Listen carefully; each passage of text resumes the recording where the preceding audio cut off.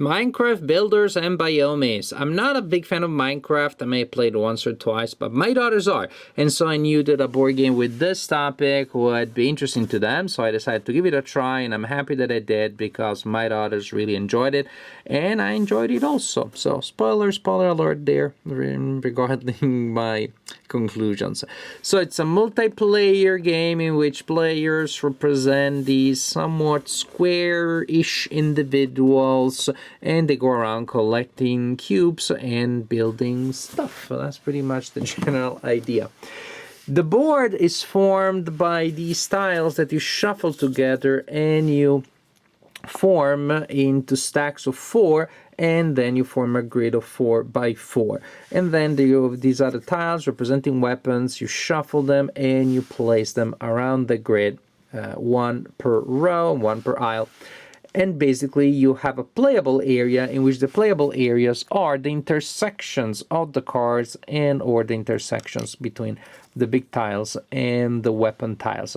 If a position becomes vacant, you have to remember that there was something there because those places are still playable, but that's not going to happen all that often. Players will alternate taking turns, and the general idea is that you want to collect as many points as possible by performing different kinds of actions. Also, you have this super cool cube made of other cubes, and this is where you get your resources to build your stuff. During each turn, you can take 2 actions. You must take 2 actions, and they must be different. You cannot take the same action twice. A single action you can take is to collect 2 blocks from here. To collect a block, the top must be visible and at least 2 other sides must be visible. So this would be a legal one for me to take. And right now, this one, and this one also be legal. Also the other corners. And I'm going to take the green one because greens are wild. They allow you to do different things. All right. So that's simple as that. Players during the game will collect cubes because they will need them to build stuff. Also, this cube gives us the countdown clock of the game. When the first layer is removed entirely, we have a round of scoring. When the second layer is removed entirely, a second round of scoring. And when the third one, you guys see the third round of scoring. And that is also the final round of scoring. The game is over at that point. It may be, depending on how people get cubes from that mega cube, that you're going to have multiple rounds of scoring the same turn, because it's possible to deplete 2 layers in the same turn. It's possible that there are no scoring phases for a while, and then there is a bunch of them. And again, you can manipulate the end game if you keep taking from the last one when possible without depleting the third one from the top. But that's the general idea. Other actions, so we say you can collect blocks, alright? You can move on the board 0 to 2 spaces, and after you move, you flip face up all of the tiles that are adjacent to you at that point. Some of these tiles will represent the buildings, and some will represent monsters. The monsters have a number of life points, so that if you decide to attack them, you need to match or beat, in which case you'll score victory points, and you also have an advantage indicated by the icon, maybe a one-time advantage, maybe extra points that you score at the end of the game. The buildings have a cost in terms of cubes that you must pay if you want to build that building, and different icons here that will give you different effects will register in different phases of scoring. So, other actions that you can do, if you are next to a revealed weapon, you can pick up a weapon as an action, and it goes in your personal combat pile. You start the game with a sword, with a better sword, and with 3 embarrassing potatoes. When you collect a weapon, it goes in your pile. The other 2 important actions that you can take are to fight a monster. If you're adjacent to a monster, you spend one of your actions to fight it, in which case you draw 3 weapons. You look at the total of hearts that you have produced, and if it's equal to or higher than the hearts of the monster, you defeat the monster and you collect the tile, victory points, and other advantages. Alright, for example, I did win that that battle thanks to this nice weapon here. The other action that you can perform is to build a building. Again, if you're adjacent to a revealed building and you discard the corresponding cubes, then you pick up that building and you place it on your personal board. Each player has a board that looks like this, although the starting areas printed on it are organized differently, and you place it in an area that it's already on the board. So each time that you build, you cover something else.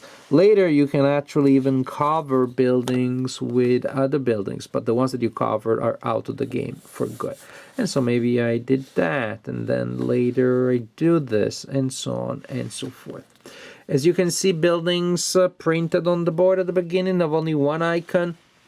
Other buildings that you build during the game have 3 icons. The first icon is used during the first round of scoring, the second during the second, and the third during the third. Very intuitive. This is pretty much the main idea here. You move around collecting cubes, collecting weapons, revealing tiles, and once you have collected enough weapons, you start attacking monsters. Once you have collected enough cubes, you start building buildings. But as you do so, the cube gets depleted and we trigger rounds of scoring. Each round of scoring comes with its own little tile. That's a nice reminder of what scores. What scores in every turn, every scoring phase is the largest adjacent area of a kind. As you can see, adjacent only counts when squares are adjacent by at least a side touching, not by a corner. And so in scoring phase number 1 or scoring phase A, we'll look at the single largest area of, tiles that have that symbol. For example, right now, my largest forest area is this one. And each tile in my largest forest area is worth 3 points, so I would score 6 points if I decide to score that. I could decide to score this one, which also would be 6 points. It's a single one. An area, your largest area can be by 1. But suppose that, for example, I had this thing here. I had built this thing here. Now my largest area of this kind is 3. Each is 4. So if I decide to score that one as my scoring area, that is worth 12 points, which is better than 6 or 6. The same idea applies in scoring B and scoring C. You're still looking at the single largest area that gives you the most points. It is just that in these cases you look at the second icon on a card, and in C at the third, at the bottom one. So as the game progresses, you're trying to build nice combos for the upcoming scoring, but also keeping an eye on the following scoring, because of course that makes things easier for you. At the end of the third scoring round, you look at you collect more points, you add them with the points that you already may have picked up during the game, for example, by killing monsters, and the player with the highest total wins the game. This game is pretty good. It is a simple game of set collection at its heart, but I enjoy it. It's a game that I can enjoy with my daughters, and it's also a game that I can win against my daughters. Yes, finally!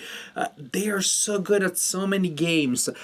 King of Tokyo, my daughter Amelia, she could play it before she knew how to read. I had to read the special cards to her, and she could still win. Because that's a game in which, each turn you have your own set of options, and a kid can do well there. This is a game where actually, although it's a game that kids can play in terms of rules, they struggle a little bit to play it against adults because you had to plan ahead quite a lot. So despite the game being accessible to families or children in terms of rules, I believe actually that plays better with adults in terms of strategy, because you really need to plan the second layer of your board, or a secondary way of scoring, as you're still preparing to score for the first one, and as you start the second, maybe already planning to the third one, and so on and so forth. But with this minimal caveat, which really is not a caveat, just actually an indication that as a light game, you could play this one with your adult friends a game night, and I think it'll be perfectly fine. I think you'll still enjoy it. There at that point, actually, probably you're gonna have even multiple layers of decisions. Ooh, look at that! By taking that tile, I may be able to deprive that other player of that other tile, and so on and so forth. So it's a game that is very simple. You could play with children that don't mind losing against adults. You can try not to be as awesome as you usually are, or you can just play with adult friends. This way, you can just be as effective as you can. But the decisions that you have are simple, but make sense. They're intuitive, and there's still a lot of fun in trying to figure out, what to get next and to build things. And timing really is of the essence, because I want to build something, but by the time I have all the cubes, I know that that player will have built it. So what can I do instead? And there are many paths to victory, many different ways. It takes a while for you to build, for example, an engine of collecting monsters to get your deck strong. The example I showed you, I happen to be able to kill a weak monster, but some monsters are pretty strong, and you need a much better deck. And it's fun to that combat still have that random element that you can mitigate by spending a lot of time building a nice deck, or you can go for your buildings. They score right away, but again, some of those monsters will give you end of game scoring, which can be pretty powerful. So I like the fact that you can be a builder, you can be a hunter, a little bit of both, different things in different phases of the game, and the game still works. The game also has a farmers market expansion, which it's already in here, so it fits in the original box. You don't need to worry about keeping two boxes around. And basically, what you have is some new tiles representing farms.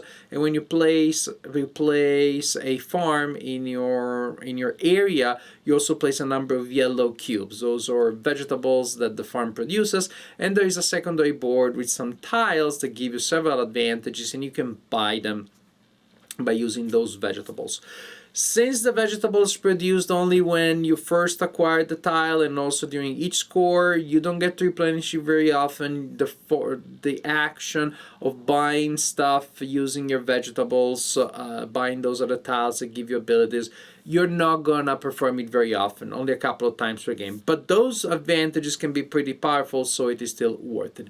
So the farmers market adds something, but doesn't add a lot, and especially doesn't change the core idea. So if you don't like the basic game, it's not gonna fix anything. If you like the basic game, you're gonna find more of the same, but in a good way.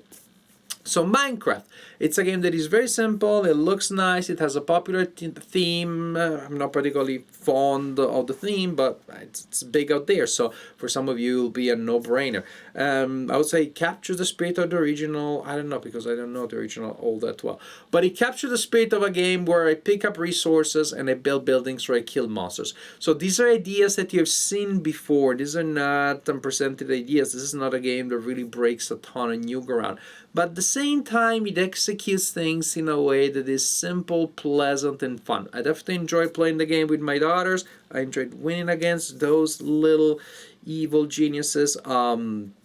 And I think it's a fun game. After the pandemic, when I have a game night with my adult friends again, I think this will be a game that also will work well as a light beginner. More than a filler, but still as a light game for beginner gamers, or just for the beginning of the night as we warm up. Minecraft Builders and Biomes. Simple but fun.